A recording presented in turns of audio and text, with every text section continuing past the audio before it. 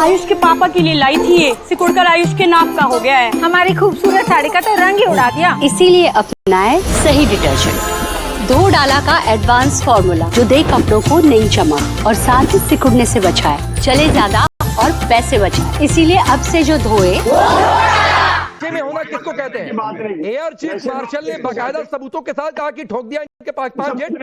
रुक जाओ इरशाद भाई, सुनो भाई प्लीज। और इनके डिफेंस मिनिस्टर ख्वाजा आसिफ से जब इंटरनेशनल मीडिया पूछती है कि भाई आपने जेट गिरा दिए, बोले हाँ गिरा दिए। अच्छा तो कैसे गिरा दिए, क्या सोर्स है? वो कह रहे वो सोशल मीडिया पर चल रहा है कि हमने जेट गिरा दिए।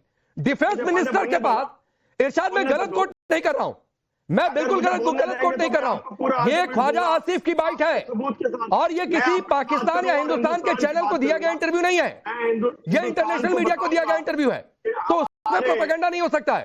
तो ममता काली नशे में कौन है? क्या बोला आप लोग नशे में, हालत राकेश जी मैं बोलूं? बोलिए जी, बहुत बहुत धन्यवाद। पहले 2 कहावतें बोलना चाहती हूँ। एक तो इनको स्पष्ट तौर से ये बताना चाहती हूँ कि सुन ले बेटा पाकिस्तान, बाप है तुम्हारा हिंदुस्तान। जिस देश ने तुमको पैदा करके भेजा है ना, वो तुम्हारा बाप ही रहेगा। और दूसरी बात, दूसरी कहावत, बेगानी शादी में इशाद दीवाना, है ना?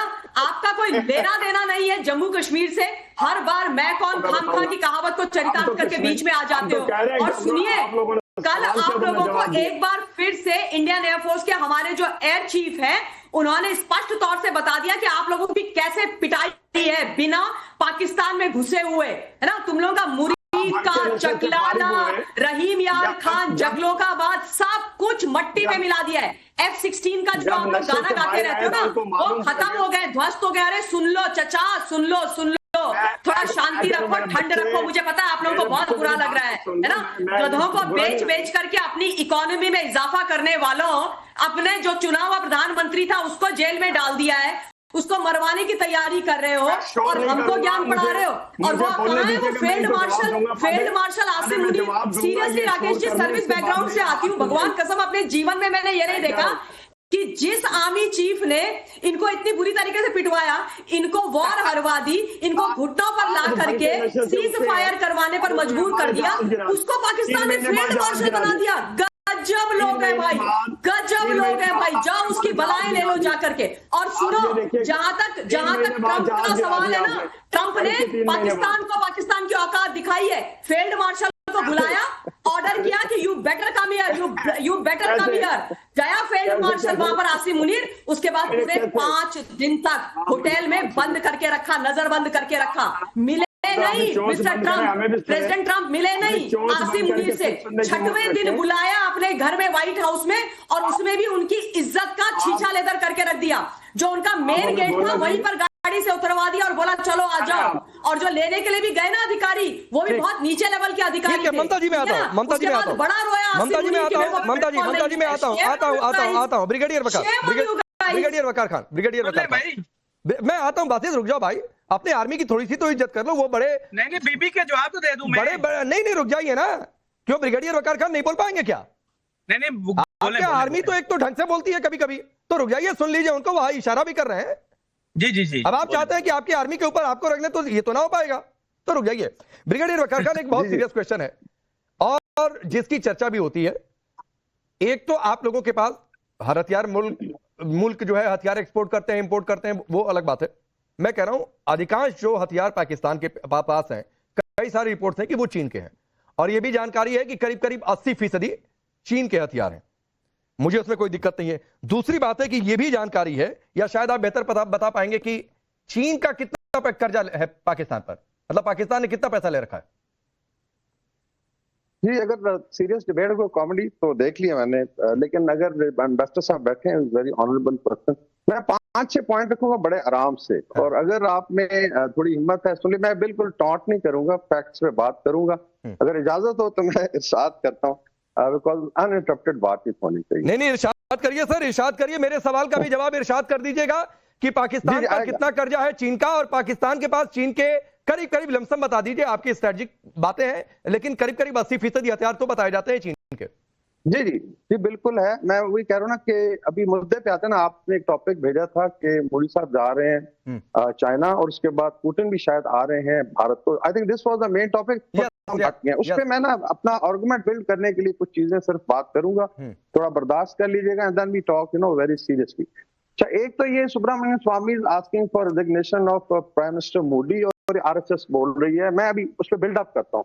मुझे सिर्फ ये है कि जब पुतिन साहब आएंगे end of the year, who is going to receive him? तो अमित शाह करेंगे रिसीव, या गडकरी साहब करेंगे, या मोदी साहब होंगे? तो एक तो ये मेरा सवाल है बड़ा, आई थिंक इस पे आप लोग मुझे अपडेट कर। दूसरा, थोड़ा सा एससीओ के देखे समिट है, एससीओ में सारे इनवाइटेड, ऐसा I think nobody can refuse it, heads of states हो या हेड्स ऑफ गवर्नमेंट हो, जो भी जा सकता है। तो इसमें आई थिंक जितने भी मेंबर हैं सब लोग होंगे, शहबाज शरीफ साहब भी जा रहे हैं। तो एक तो कोई अनहोनी चीज, and we welcome it honestly. अगर पीस की बात हो, अभी चाइना देखे 3-4 मुद्दे रख सकता है आपके सामने, मसलन दलाई लामा का इश्यू है, उसके बाद अरुणाचल प्रदेश में उनका क्लेम है, वो तो कहते हैं साउथ तिब्बत है। फिर आपका जो डैम बन रहा है basically your long term power, जिसको बेसिकली आप ब्रह्मपुत्रा बोलते हैं, they have already started work on that.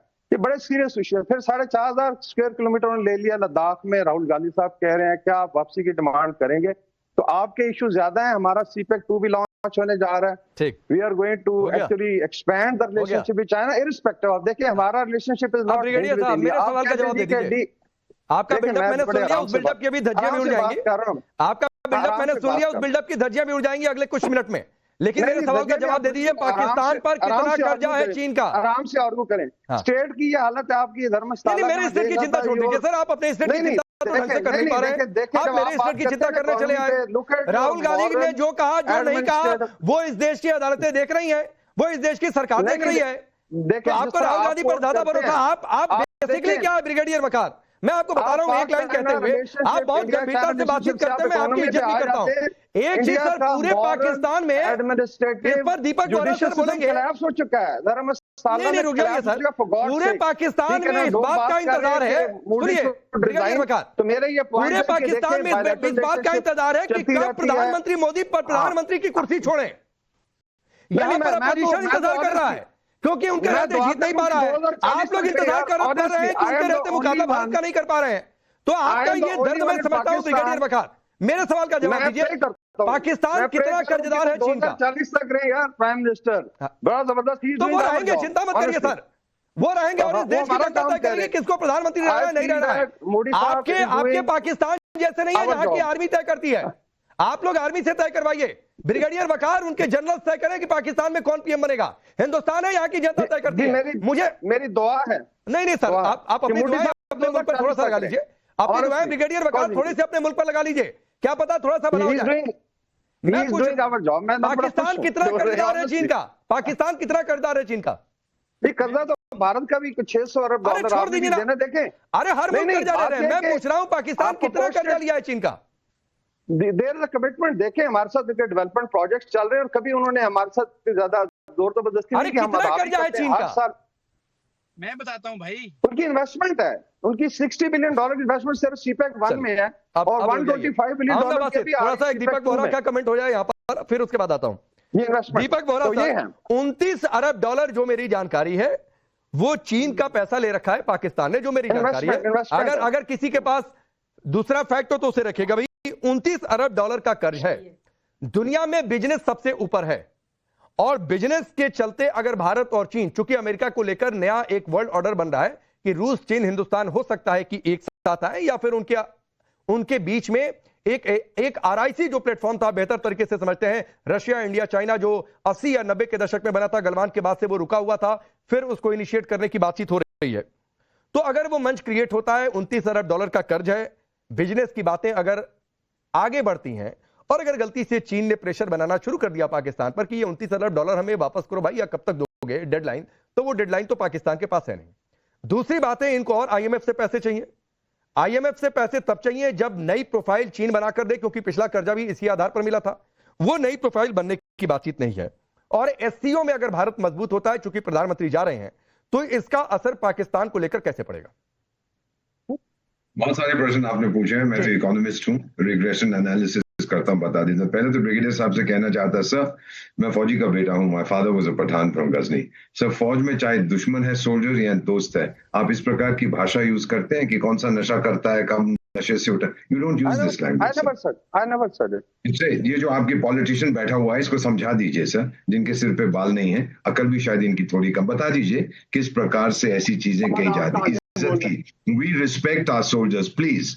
जब हमने आपके 91,000 लोगों को, माय फादर वाज इन्वॉल्व, गिरफ्तार किए थे, we did not humiliate anybody, not do we use this language. सीख जाइए सर, हमारा एक बहुत अच्छा डिप्लोमेटिक स्कूल है, Sushma Swaraj institute of diplomacy, आइए सर, फॉरेन सर्विस इंस्टीट्यूट है, हम आपको सिखाएंगे। आपका सवाल जो आपने बोला है 29 बिलियन डॉलर्स का जो कर्जा है सर, वो ऑफिशियल है सर। अगर आप प्राइवेट को मिलाएं, these are again IMF world bank figures, उनको मिलाएंगे तो इट्स अबाउट 50 बिलियन डॉलर्स। और ये जो कह रहे हैं इन्वेस्टमेंट है, ब्रिगेडियर साहब, there is a difference between investment and loan. Investment आप तब करते हैं जब आपको रिटर्न मिलता है सर। उनके लो हैंगिंग फ्रूट थे पावर प्रोजेक्ट्स, उससे उनको रिटर्न नहीं मिला है, that is why they have shut down. Now sir, let me also give you the newest figures quoted by the Chinese. पिछले एक साल में not a dollar has come into CPEC from China because they are not getting the returns.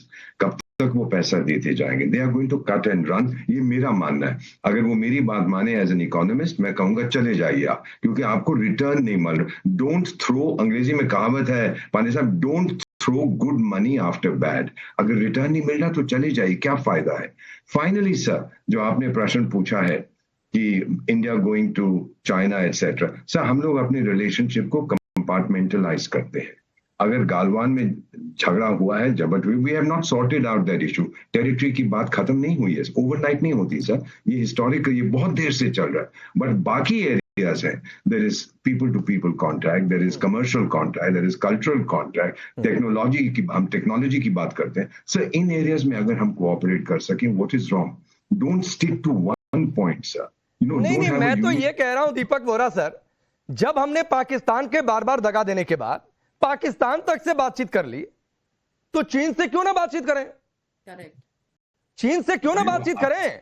और अगर परिस्थितियां बदलेंगी और दुनिया में अगर वर्ल्ड ऑर्डर चेंज हो रहा है और उसमें 3 मुल्क या 2 मुल्क या कोई और भूमिका निभा सकता है, मैं आता हूं डॉक्टर इरशाद, एक फैक्ट है जो ब्रिगेडियर वकार बोल रहे थे ना, मैं उसको आगे थोड़ा सा ऐड कर देता हूं। भाईजान मैं बताता हूं कितना कर। अरे भाईजान रुक जाओ, भाईजान रुक जाओ, भाईजान से ही शुरू किया था, आपने डिबेट शुरू की थी। चूहे कूदने लगते हैं क्या? तो रुक जाओ, गाड़ी में बैठे हो, मुझे पता है, गाड़ी बंद कर दो, पेट्रोल कम खर्चा होगा। नहीं, मुझे मालूम है पेट्रोल कम है, गाड़ी बंद करके रखो, इंजन बंद कर दो। जंग जीतने के बाद अब अरे बासित, इंजन बंद कर दो भाई, पेट्रोल खर्चा हो रहा है, जल रहा है पेट्रोल, भरवाना पड़ेगा। रुक जाओ, रुक जाओ, थोड़ा सा रुक जाओ। आपने 8 मई 2020 को चाइना से $500 मिलियन का कर्ज लिया। आपने 19 जून 2020 को चाइना से $750 मिलियन का कर्ज लिया। डेटा तो चल नहीं रहा है। 9,000। अरे बासित कहां से पढ़ रहे हो भाई? अरे ये कहां से देखकर पढ़ रहे हो? पाकिस्तान में डेटा तो ढंग से चलता नहीं है, आटा पहले से ही कम पड़ा हुआ है। डॉक्टर इरशाद यहाँ फ्रेम में गोल गोल हो जाते हैं, ये कहां से देखकर पढ़ रहे हो? टाइम्स ऑफ इंडिया से सुन ले। अब दूसरी बात आप कह रहे हैं वो आपके जो, अरे कहां से देखकर पढ़ रहे हो? सुन ले, टाइम्स ऑफ इंडिया सुन ले। दूसरी बात दिखाओ जरा टाइम्स ऑफ इंडिया, दिखाओ जरा टाइम्स ऑफ इंडिया। अरे दिखाओ टाइम्स ऑफ इंडिया, फौजी दिखाओ टाइम्स ऑफ इंडिया। बासित घुमाओ इधर, कर घुमाओ।